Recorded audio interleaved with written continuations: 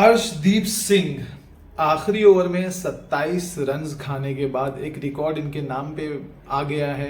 ये बन गए हैं इंडिया के सबसे ज़्यादा रन खाने वाले बॉलर 20वें ओवर में।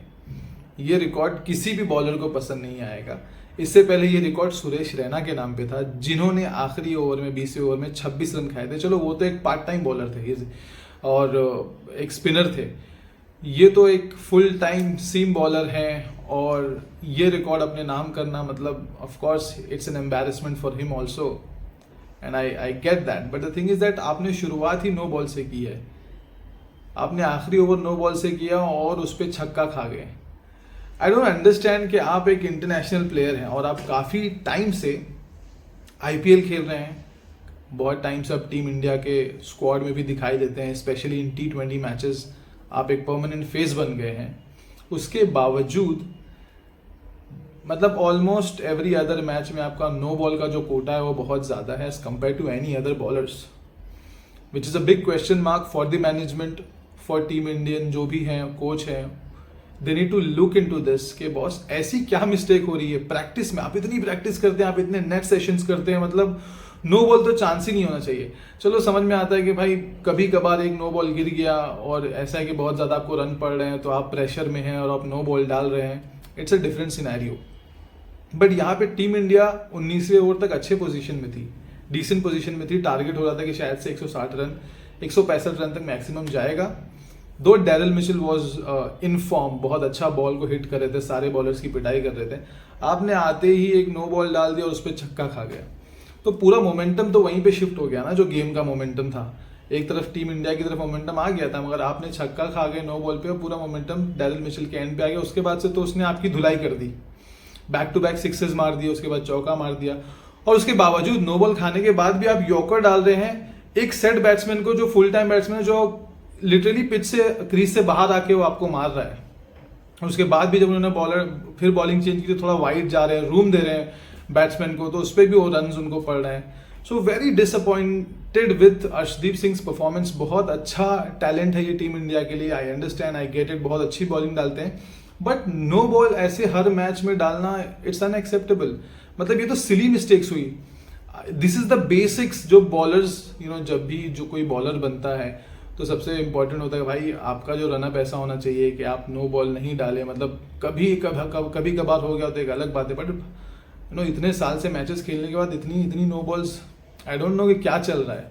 ऑन टॉप ऑफ दैट इनका रनअप इतना लंबा है, इतना लंबा रनअप है कि मतलब बहुत हाई चांसेस हो जाते हैं। जब आपका रनअप इतना लंबा होता है तो बहुत ज़्यादा चांस हो जाता है कि आपकी बॉल नो बॉल, मतलब आप ओवर स्टेप कर जाएंगे, और वही इनके साथ हो रहा है। तो everyone needs to look into this, और मतलब इट्स हाई टाइम कि आप अगर बड़े टूर्नामेंट में हैं और आपके हाथ में डिसाइडिंग ओवर है, और यूजुअली अर्शदीप सिंह के हाथ में डिसाइडिंग ओवर आता है इन एब्सेंस ऑफ बुमराह, और आपने अगर शुरुआत नो बॉल से कर दी तो फिर आपकी टीम तो मतलब आपकी टीम का बेड़ा गर्क हो जाएगा।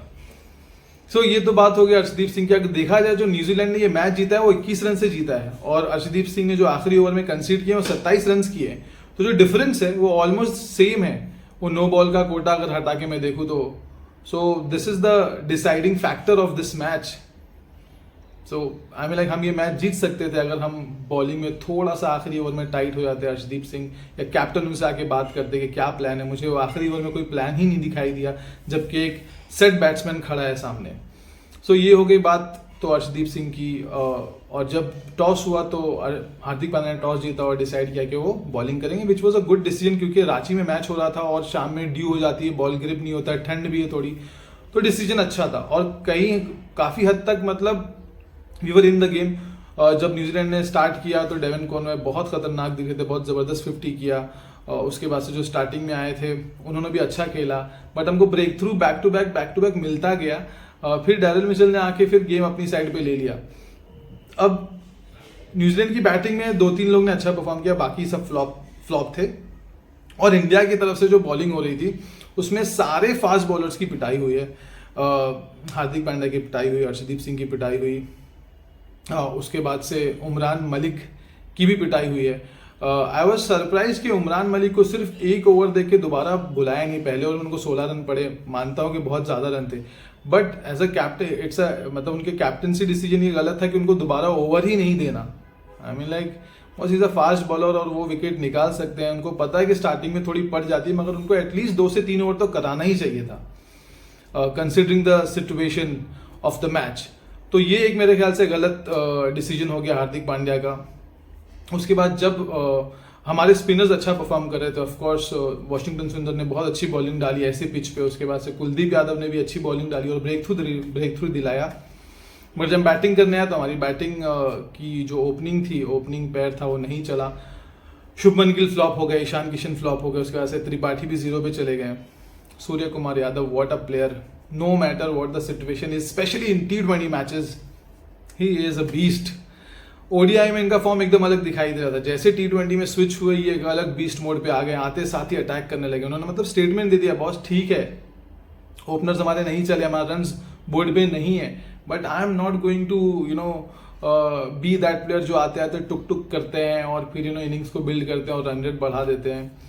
He was like on target, hit कर रहे थे यहाँ वहाँ, जैसे इनको मौका मिलता वैसे मार रहे थे। अनफॉर्चुनेटली ज़्यादा आगे तक नहीं लेके जा पाए, अगर थोड़ा देर और टिकते तो शायद ये मैच हम जीत जाते थे। हार्दिक पांड्या भी ज़्यादा नहीं चल पाए, 20-21 रन बना के वो भी आउट हो गए। उसके बाद आते हैं वॉशिंगटन सुंदर, ओ माई गॉड क्या टैलेंट मिला है लेटली इंडिया को। ये टेस्ट मैच में भी अच्छी बैटिंग करते हैं, इन्होंने प्रूव किया बहुत बार, और अब तो T20 में भी खतरनाक बैटिंग कर रहे हैं। ऐसा लग ही नहीं रहा है कि मतलब कोई एक बॉलर है जो बैटिंग कर रहा है नंबर 6 पे, और ये बन गया है नंबर 6 के फास्टेस्ट 50 रन स्कोर करने वाले batsman. So very happy for the kind of form Washington सुंदर इज राइट नाउ इन। तो ये बहुत अच्छा एक साइन है, इंडिकेशन है टीम इंडिया के लिए for test matches, for ODI, for T20। I guess इनको ओडीआई में भी मौका जल्दी मिल जाएगा जिस हिसाब से ये ऑलराउंडर बन रहे हैं। बट येस, ज़्यादा कुछ कंप्लेंट्स नहीं है मैच की परफॉर्मेंस से। हम लोग ने अच्छा किया, ठीक है मैच हार गए, होता है, sometimes we win sometimes we lose, that's a part of the game. But the thing is that बहुत सिली रीजंस की वजह से, बहुत ही एक मतलब बेसिक्स नहीं होने की वजह से हम ये मैच हारे हैं, जो था अर्शदीप सिंह का नो बॉल। मतलब मैं कंप्लीटली मेरा जो थॉट है क्लियर है कि अगर ये सही होता तो शायद से ये मैच हम जीत सकते थे। और थोड़े हमारी ओपनिंग में अभी T20 में स्पेशली जब रोहित शर्मा नहीं है तो हमने जो वॉशिंगटन सुंदर शुभमन गिल और ईशान किशन का जो ओपनिंग पेयर बनाया, मैं उससे उतना ज़्यादा अग्री नहीं हूँ। मुझे नहीं लगता, हमको लगता है कि there are other options also like Rajat Patidar and all. तो वो भी शायद से अभी डिस्कशन होगा और शायद से ओपनिंग के लिए भी दूसरे फेसेस हमको दिखेंगे अगर ये फॉर्म कंटिन्यूस चलता रहा। तो यस, आज की मैच के लिए बस इतना ही। देखते हैं सेकंड T20 में क्या होता है। आई होप इंडिया पलटवार करे और सेकंड T20 जीते। तब तक के लिए टेक केयर।